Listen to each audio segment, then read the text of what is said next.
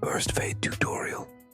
What's up mga kamaster? Welcome back to our channel at ngayon naggawa tayo ng tutorial ng burst fade. So sa mga nagre-request ng tutorial ng burst fade, manood lang kayo dito.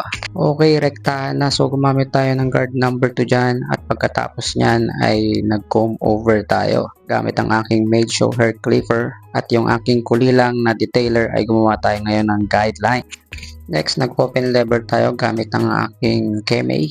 Pagkatapos niya, nag-open lever naman tayo ng guard number 1. So, buhay lang natin yung pinaka na yan, curve line na yan.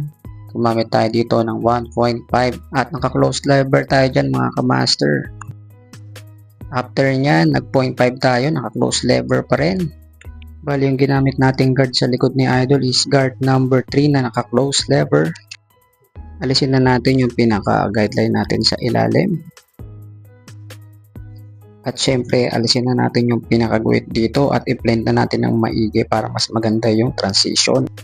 Sa likod naman mga kamaster ay gumawa tayo ng pabin at hindi naman sobrang bin na napaka-pointed dahil ayaw ni Idol ng ganun. So yung sakto lang na pagkabi yung gagawin natin at gumamit tayo dyan ng shaver para mas kuminis. At syempre konting pa-cute, kunyari binubura natin yung pinaka mga dark spot dyan, kunwari lang yun. At ito na yung pinaka result ng gupit ni Idol. So yun na yung burst fade niya. Maraming salamat sa panonood mga kamaster. Paki-share na rin and follow our page. Hanggang sa muli mga kamaster, bye bye!